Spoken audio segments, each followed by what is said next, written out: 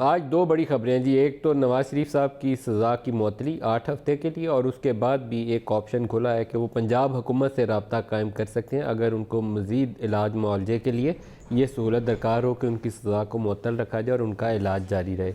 तो एक विंडो उनके लिए खुल गई है जिसमें वो, उनकी फ़ैमिली का कहना ये था कि जिस ज़हनी दबाव में उनको रखा जा रहा है शायद वो कंफर्टेबली अपना ट्रीटमेंट नहीं करा सकते। तो एक वो इंसानी बुनियादों के ऊपर, इंसानी हमदर्दी की बुनियाद के ऊपर वो रास्ता उनके लिए खोल दिया गया। और अच्छा, उसमें बेहतर ये भी लगा कि नैब ने उसको अपोज़ नहीं किया आउटराइटली, बल्कि उन्होंने ये कहा कि जो सुप्रीम कोर्ट के फ़ैसले के अंदर प्रोविजंस रखी गई थी जब 6 हफ्ते के लिए सस्पेंड हुआ, तो उसी चीज़ को आप भी इस्तेमाल कर लें। तो ये मुनासिब है कि जब एक फॉर्मर प्राइम मिनिस्टर या फॉर्मर प्रेसिडेंट वो एक ऐसी ज़िंदगी की स्टेज से गुज़र रहे हैं कि उनकी ज़िंदगी को, सेहत को ख़तरात लाहक है, क्योंकि मल्टीपल डिजीज़ के ऊपर जो मेडिकल बोर्ड की रिपोर्ट्स हैं, जो सर्विसेज हॉस्पिटल में जो डॉक्टर्स उनको ट्रीट कर रहे हैं, वो सारे कह रहे हैं। तो ये सिर्फ उनकी फैमिली की ओपिनियन नहीं है, बल्कि उन लोगों की राय है जो उनको इलाज कर रहे हैं कि उनकी ज़िंदगी को खदशात लाहक हो सकते हैं।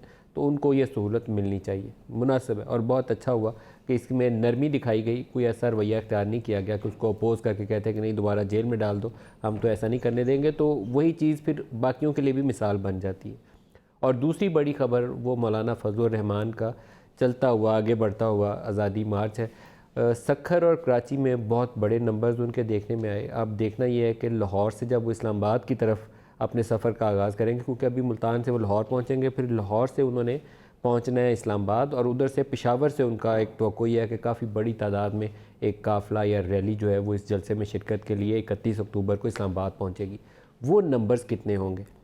इंटरेस्टिंगली हमने कल भी यहाँ पे बड़ी कोशिश की कि गफूर हैदरी साहब से पूछें कि अगर शहबाज शरीफ और बिलावल आपके दाएं और बाएं खड़े नज़र ना आए 31 अक्टूबर को, तो आपका शो थोड़ा फीका पड़ जाएगा। तो ये बात वो एक्नॉलेज भी करते हैं, लेकिन उनका कहना ये था कि शहबाज शरीफ साहब को और बिलावल साहब को हमारी ख्वाहिश है कि वो आएँ, और अगर वो नहीं आए तो उसकी उन्हें गुड रीज़न्स लोगों को एक्सप्लेन करनी चाहिए। लेकिन अभी तक वो दोनों टॉप लीडर्स जो हैं उनकी पार्टिसिपेशन इस जलसे में वो यकीनी नहीं है। ताहाल कल को कुछ सूरत हाल बदल जाए तो मुझे मालूम नहीं है। तो प्रोग्राम में इन दोनों इश्यूज़ को डिस्कस करेंगे।